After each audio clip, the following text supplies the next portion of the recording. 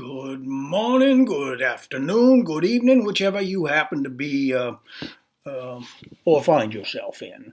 This here is Alan Gallant from the Chris Jennings Memorial Hotel Room in the Collinsport Inn in beautiful downtown Collinsport, Maine, here at the center of everything dark shadows. Today, episode 15 of Collinsport After Dark.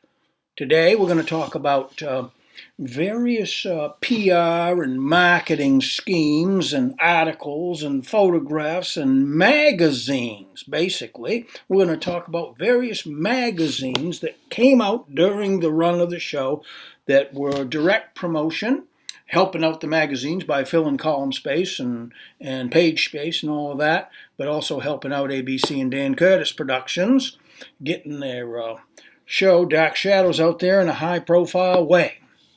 Now, there are three categories of targets that I pretty much found that were being targeted at that point in time, somewhere between 1967 and 1970, 71. And the three demographics, as they say in the fancy sociological world and in public relations and marketing, the three demographics are housewives and shut-ins and retirees. Okay, that's one category. Teenagers, big category there. They got spending power. And kids, preteens, who also have spending power if their parents are generous and give them some money to buy things like magazines, gum cards, puzzles, paperback books, games, all that sort of thing that aids in the generation of income, but also watching the show, which aids in the generation of income through advertising and advertising rates, which go up the more people there are watching the show. So we're going to get started here in just a minute, but before we do, let's go ahead and run the intro.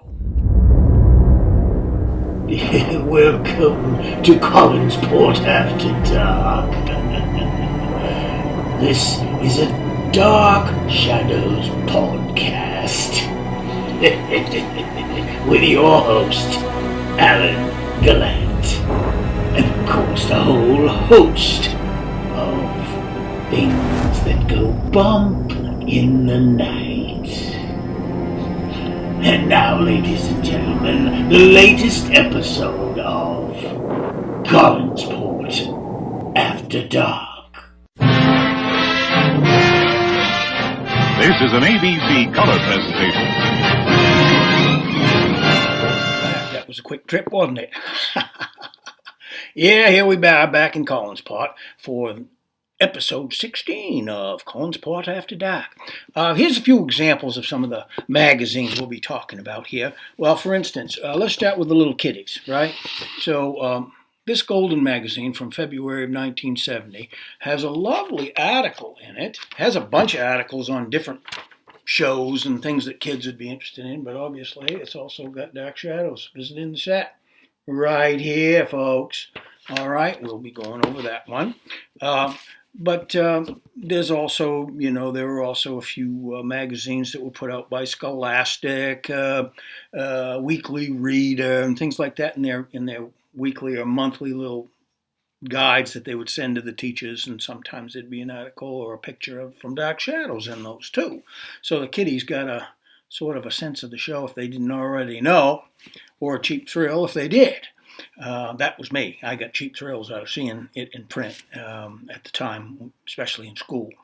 And of course, now we got to go on to the teenagers. We've already gone over the 16 magazine in quite heavy detail, so we won't go into that no more. But that's obviously one of them, 16 spec. But also, we've got Flip magazine here, right? This is a good one. We also have a variety of other magazines like Fave, Tiger Beat, and we'll be seeing a few depictions of those as we go along. This can't be comprehensive, friends and neighbors, because there's absolutely too many of these magazines that were put out both East Coast and West Coast for these for kids and teenagers and older folk. A lot of them came out of New York, but some of those magazines also came out of the West Coast. They had a little trouble catching up. But then again, for both teenagers and kids, Famous Monsters magazine, right? That's a good one.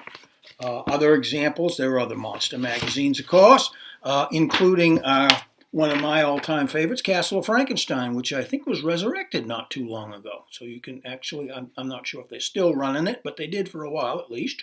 Castle of Frankenstein with a picture of, with Barnabas and some unrelated female figure there that had nothing to do with the show, but kind of fun to look at anyway. And then for the adults, there were TV magazines, movie magazines with iffy articles on various figures. Another thing to think about is the fact that a lot of the articles in these magazines were kind of confections, a little bit true, a little bit made up, sometimes completely made up. But some of them were truthy. I mean, like that kids magazine I just showed you, Golden, they sent a couple of their child correspondents to the set and they gave a straightforward report on it. So nothing wrong with that. Here, you got mostly sort of what the industry wanted, the people that were at home a lot who watched the show.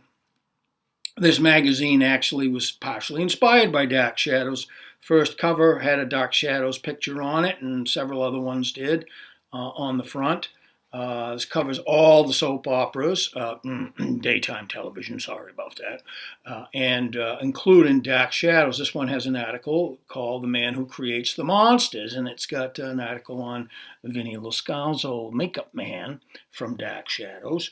Also, for the serious adults in the room, Newsweek and Time also occasionally had a small article about Dark Shadows in their television and radio section. This magazine has one, as a matter of fact. And again, later we'll catch a picture of a couple of those. Anyway, you can see wide range, wide target audience.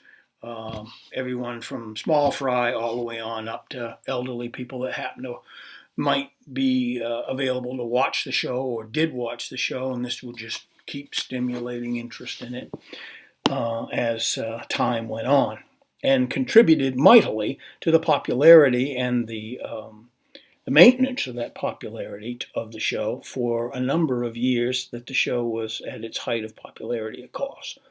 And so what I like to do now is do our normal little video and music sojourn, visual and auditory, if you will. So, Mr. Music, we're ready, please.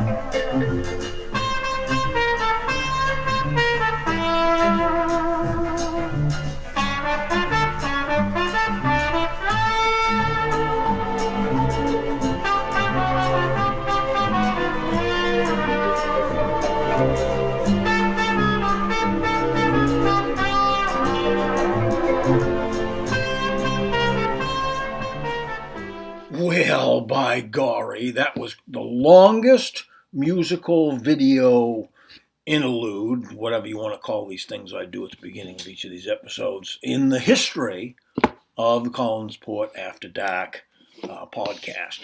And as you can see, and this is only a brief sampling, but as you can see, there's an awful lot of material, contemporary material for Dark Shadows. The PR marketing machine was running at full speed from the very beginning, 1966, but really going great guns from about late 1967 probably, all the way through to 1971. So what we're going to do here is we're going to break down some of these here and describe them and talk about the time period they were in, various things like that. So let's get started with the stuff that, a couple of examples of the stuff that was sort of focused, marketed on kids, children, if you will. The stuff that I was exposed to at the time, being an original fan, being 8, 9, 10 years old, and that sort of thing. We definitely had marketing aimed at us. So let's go ahead and get started. And here we have the February 1970 edition of the Golden Magazine for Children. Sometimes the elementary schools would go ahead and subscribe to these. Sometimes people would subscribe to them. And there's a Dark Shadows article in here, and it's called Golden Magazine Visits Dark Shadows, where they had several young people go in as correspondents and talk to the people on the set and the director and the actors and everybody else. Layla Swift was directing that day. I figured out it's actually 783 is the episode number. It was taped on June 18th, 1969 and broadcast on June 25th, 1969. And it is the episode in which Barnabas hypnotizes Nora and makes her forget that she saw him biting Charity. Charity is weakened, and this is a build-up sort of to the idea that Barnabas has to hide in the cave and all of this sort of thing. And the hand comes into play here, and Barnabas wants to cure Charity of the marks on her neck and all of that sort of thing. So it's quite a dramatic episode, if you will. Here's a clip from that episode, 783. I am safe, thanks to you. Then I have pleased you. Very much. But you shouldn't have taken the risk of coming back here. It's too dangerous. Your father believed it was impossible for me to come back here. He underestimated my powers. But you must not stay here too long. You must make other plans. Find a permanent hiding place, and then take me there with you. I want to be with you. Oh, Barnabas, that is what I want.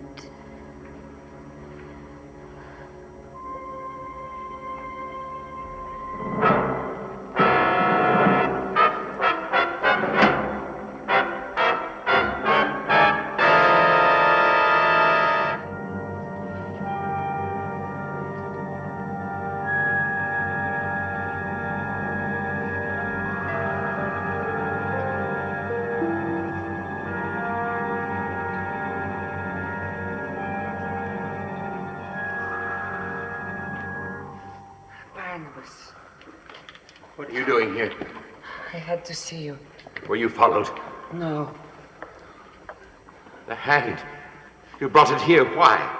Quentin came to the old house. He wanted to see the cure I had. But there is no full moon tonight. Oh, but tomorrow night there will be. I told him we must wait until the full moon starts to rise before we use this. I finally made him leave, but he will come back and he will look for this. The hand of the legendary Count Patoffi. Oh, Magda. What is wrong? I'm afraid of it. I'm afraid it will change Quentin in some way that will affect Chris Jennings in the present. Read magazine was one of those magazines that was given out to elementary school classrooms, and this October 23rd, 1970 edition has Barnabas Collins on the cover. And inside it actually has a bit more pictures of Barnabas, but the article is actually an interview that somebody at the magazine did with Dan Curtis, talking about the dream he had to start the show and when the vampire Barnabas Collins came on, and various other details like that that would be very interesting to, say, a 10 or an 11-year-old. This is an interesting thing. This is Senior Scholastic magazine, which is also a school-oriented magazine, and it has an article on Jonathan Frid in it, but it's dated July 23rd, 1971, after the show has already been canceled. So it must have been inserted long before that, or was earmarked for publication. So it's Barnabas Role rocketed Jonathan Frid to stardom. And it's about how he got the role and how he approached the character. So it's for older kids, senior scholastic, meaning probably junior high and that sort of thing. And again, here's the article. It's all emblazoned in orange, of course, and there are pictures from the various times that Barnabas was out on junkets, or Frid was out on junkets, etc., etc.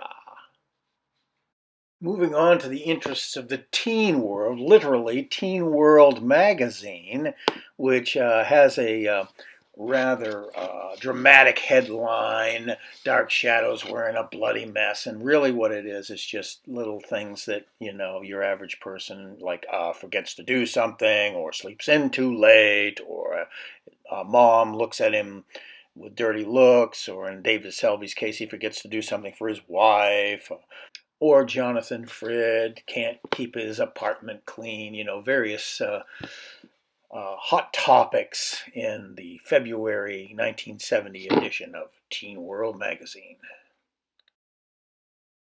By late 1968 and into early 1969, such as this March 69 issue, Tiger Beat magazine from the West Coast finally started catching up to the East Coast teen magazines and putting Frid and others on the cover of their magazine from Dark Shadows. This article is called The Dangerous Days of Jonathan Frid, and it's really just sort of backstage stuff, talking about the character and also talking about whether or not he was afraid of being typecast and various things like that. And as you can see, they've got a few promotional pictures. Many of these magazines grabbed promotional stuff from ABC and put them in their columns as well. The rehearsal shots that you see in this article were all from that big promo shot from episode 331. The May 1969 issue of Tiger Beat just had more excuse to just plunk pictures of Frid all over the place, and they wrote up sort of a little profile, both personal and professional, on him and what the fans think and all of that sort of thing. Some of this is probably embellished, like a lot of them are, but this one wasn't too terrible. Another West Coast magazine that caught on to Dark Shadows a little bit later on in 69 and 70 was Fave, from Hollywood, California, and they used some of the same people as Tiger Beat did on their editorial staff. So they would travel over to New York every once in a while and take a bunch of pictures like this from the June 1970 issue of Fave magazine. As you can see, you got a ton of little pictures here. You can take these pages out and put them on your wall and do wonderful things with them, and that was a selling point for likeness. And then there was the July 1970 issue of Fave, which also featured and pushed hard photographs, like from backstage and all of that sort of thing. And here you see some backstage shots taken around the time that it's sometime in the 1970s. You see David Selby there holding on to his mask from 1969 when the hand of Petofi disfigured him. June 1970's Tiger Beat issue features some more pictures from backstage at the Dark Shadow studio. I'm thinking they sent a photographer in and decided to take shots for probably both Fave and Tiger Beat at the same time, thus saving on cross-country flights. The June 1969 issue of Flip magazine features the actors from the Mod Squad. And inside, this gorgeous full-color 4-scene page, which was taken from rehearsal of episode 675, which was taped on January 17th, 1969, and aired on the 24th of January, 1969. And here is a scene from that episode. Listen, I'd like to be alone right now. I mean, I can't stop to talk about anything. No, we don't have much time to talk, do we? No. We'll talk tomorrow. Barnabas, you've got to get out of here. When I leave, Chris, you will leave with me. Look, you did me a favor. I appreciate it, okay? A big favor. I don't know why. Because I know you, Chris, are innocent. Well, thanks. That's fine, but still, I've got to be alone. You don't understand. Yes, I do. I do understand, Chris. The most important thing about you. You understand? What are you talking about? That you are innocent. I'm innocent. Barnabas, tell me, what do you mean?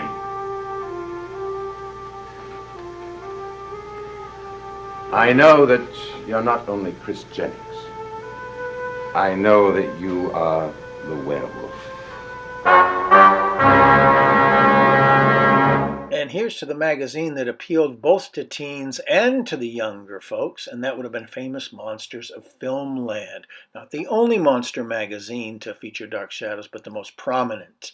And of course it featured the doggerel and turns of a phrase of the famous Forrest J. Ackerman, who during the run of the show was, of course, heading up Famous Monsters. And here you can see some shots, various shots from the magazine, which was the October 1968, which probably came out in late August, maybe a little bit earlier than that, depending on whether it was bi-monthly or what. And finally, we see this iconic shot of the cast doing their interview with Ron Barry, and you can see that Jonathan Frid is holding an advanced copy of this particular magazine. That first Famous Monsters DS cover was 52, and here's Basil Gogos' rendition of Barnabas Collins for 59, and here is number 82, which features House of Dark Shadows, and 88, which features Jim Storm from Night of Dark Shadows. Moving on into the world of TV Guide, we see this pre-premiere advertisement in TV Guide, along with this one here, that heralded the June 27th, 1966 premiere of Dark Shadows. December 3rd, 1966. The Rat Patrol is on the cover of TV Guide. What do you suppose this could have to do with Dark Shadows? Well, let me tell you. There's an article in this TV Guide entitled Giddy Gothic. It is among the first national exposure articles for our dear DS, and features pictures of the house, Collinwood, and also a nice picture of Alex Moltke as Victoria Winters. August 26, 1967 TV Guide features our old friend Gomer Pyle. But inside, Dark Shadows fans were treated to an article about Joan Bennett. No Tears for Miss Bennett. This article basically covers her time on Dark Shadows initially, and also reminisces about her career as a Hollywood star. July 17th cover of TV Guide features a variety of stars from Gomer Pyle and also, of course, The Andy Griffith Show. Inside, A Vampire for All Seasons, and Jonathan Frid as Barnabas Collins. This particular picture comes from episode 476, which was recorded on April 17th, 1968, and broadcast on April 22nd, 1968. Here's a scene from 476 featuring Jonathan Frid as Barnabas Collins. Will you be required to undergo an operation of any sort? Yes. Is there any risk of death? The risk is very small. But there is a chance that you may not survive the operation. Well, isn't there always a chance? Barnabas, I don't think you should go through with it. I think the risk is too great. But I have the opportunity to be a free man. Or a dead one. And this time, death would be permanent. That might not be as preferable as leading the life I am now. Why? In the past week, your life has taken a change for the better. You're able to do things now that you were never able to do before. And you can go on this way indefinitely. No, I can't. Angelique will see to that. She's back here for only one purpose, to restore the curse. She will take her time about it. And knowing Angelique, she'll be in no hurry. She'll enjoy watching me suffer before she makes her big move. Paul Wilson, the photographer for the TV Guide picture in A Vampire for All Seasons, was also responsible for this picture as well. These pictures were both taken on April 17th during the taping of episode 476. And this picture ended up in the Philadelphia Inquirer on July 28th, 1968, just a scant couple of weeks after the TV Guide was published. And the TV Guide from February 1st, 1969 is here. It features the actors from the TV show High Chaparral, but inside, the infamous review of Dark Shadows by Cleveland Emery, in which he basically pans the show. But don't worry, folks, he's not all bad. He was a great advocate for the welfare of cats. May 31st, 1969 saw this TV Guide with the stars of Family Affair on the cover, but inside, Catherine Lee Scott got a nice article for all us Dark Shadows fans to pore over. January 23rd TV Guide, Flip Wilson cover, what could be better than this? Well, inside, an article on Grayson Hall. Even as the show was getting ready to wrap up, Grayson had a 2-page article here. Finally, in the TV Guide category, here we are, October 9th, 1971, and Sam Hall's article, Here's What Really Happened to Barnabas and Company. This pretty much wraps up the show, at least according to Sam. And so that's it for TV Guide during the run of the show itself. Oh my God! Frid tells all. All about what is the big question here, of course. These magazines are so much fun because they're kind of a window in on how, what was interesting, or what at least these publishers thought were interesting to teenagers and kids. I used to buy these magazines off the newsstand at the old A&P store in Bangor, Maine, before I moved here to the Chris Jennings Memorial Hotel Room, beautiful downtown Collinsport at the Collinsport Inn. However, these are interesting childhood memories for me as well. However, we should move on now that I know what Frid's told all about, which mostly is about his career and what he thought of the show, etc., etc. Relatively straightforward interview here, maybe some embellishments, but not too many, not too bad. Let's go to the adult-oriented ones now that we've sort of done the transition from kids magazines, teen magazines, TV Guide. Now let's do some of the soap opera magazines and some of the movie magazines that had some examples of Dark Shadows related stuff in it. Let's go. In August of 1968, Afternoon TV Magazine debuted with a cover from Dark Shadows depicting Jonathan Frid and Alexandra Moltke.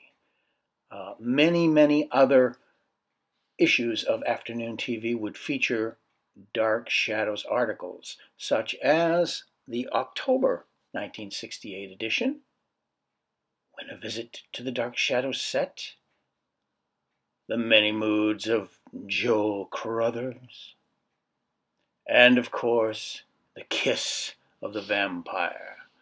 These were just kind of shammy little stories built around a lot of really cool promo photography.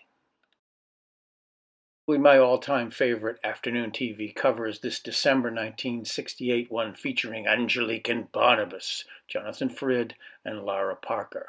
This magazine was jam-packed with articles on Estrado here, which you can see some great on-the-set shots, some pictures of less than flattering makeup from the show, a Win a Date with Jonathan Frid contest advertised, some pictures from the recent May 1968 publicity junket around the country, a gallery of various soap stars, including Dark Shadows ones, and some close-up shots, promo shots from ABC TV that are put together here, a candid shot of Roger Davis on another show, and Roger Davis in a contest where he had to go out on a date with one of his fans. In case you're wondering, Afternoon TV Magazine made good on its promise to win a date with Jonathan Frid, and a couple months later it appeared in the pages of their magazine. Our final foray into afternoon TV will be the January 1969 issue. And in this issue, there's some interesting photos, Dark Shadows close-ups. In the next slide, you're going to see in the upper left-hand corner Jack Sullivan, assistant director, talking to our own Adam, Robert Rodan. He was also known as Shondu Sullivan when he directed shows. And here's some other classic pictures from the 1968 era, in which many things were happening for Dark Shadows. One of the real sleaze publications of the 50s and 60s was Confidential magazine out of the West Coast. And as you can see, they used to harass the Sinatra family. And who's that? Why, that looks like the TV bloodsucker, Barnabas Collins. Apparently, they couldn't resist putting Jonathan Frid in one of these sort of made-up articles. It's just kind of a general review of why he's so popular in the Confidential sleazy style. Pageant was a digest-size format magazine that you could pick up as you were checking out of your grocery store line, and they managed to get a nice picture or two of Jonathan Frid and a general overview of his experiences and career. And here we have the May 1969 edition of Family TV magazine, which grabbed a hold of these promo shots of Bobby Ann Waronko in her role as Nurse Pritchard in 1968 storyline, which she won as part of her prize as winning Miss Polish America.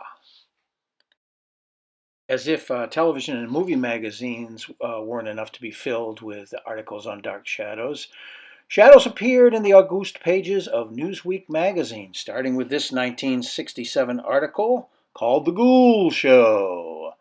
Then on to a 1968 August article called Ship of Ghouls. And then finally, toward the show's end, in April of 1970, Newsweek again returned to the show for one last article on the show and its machinations and popularity. Finally, local TV guides found that Barnabas and Company were nice to put on the covers on occasion. This is from the Sunday Herald Traveler, I believe it's in Boston, and this is an article on the man behind a TV hit, and it's about Vinnie Loscalzo's makeup job. Has some really nice color photos, including this one of Vinnie working on Alex Stevens as the werewolf. 31st, 1970 saw this Washington Post TV Channels magazine featuring a nice series of photographs of Jonathan Frid as Barnabas Collins.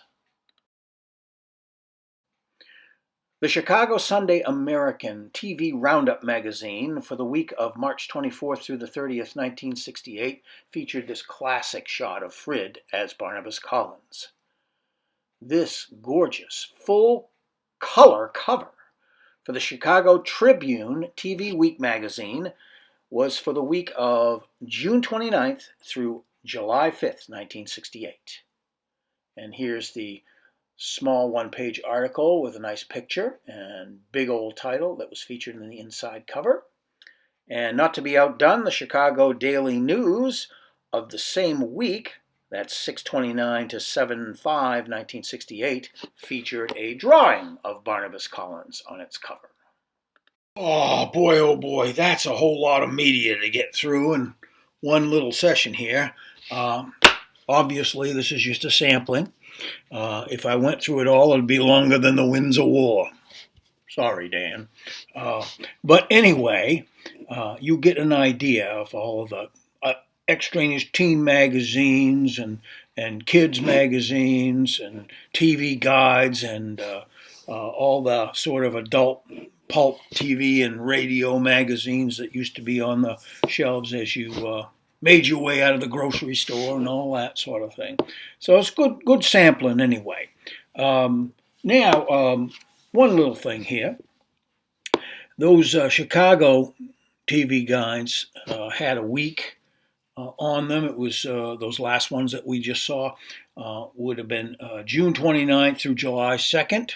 1968 would have been the weekdays during that TV guide, and I was just curious to see which episodes was airing during that time, and I found out it was episodes 546 straight through to 550 that week that you could see on your television set that were the air dates, and that was during the storyline in which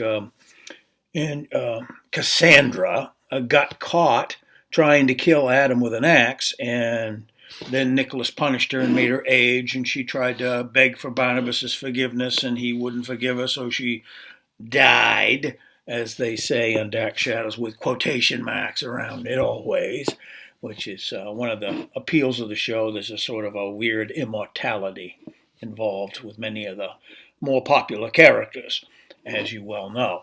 But anyway, so she died about halfway through the week. And then, towards the end of the week, we see Nicholas has a coffin in his basement, so we know something's coming.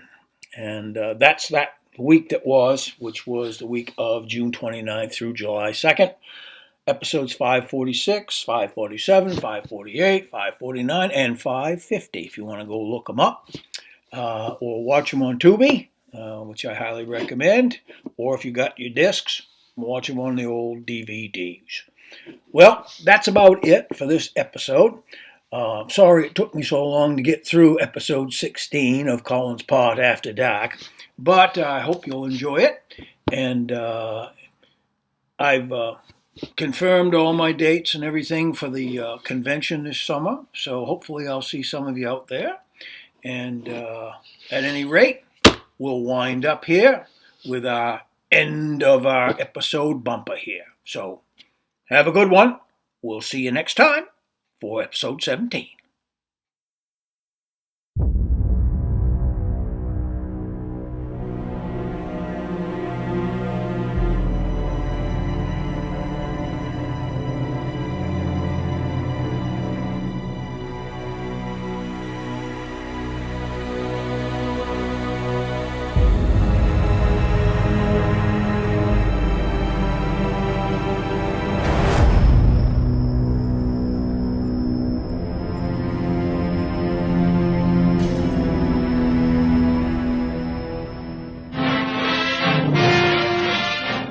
This is an ABC color presentation.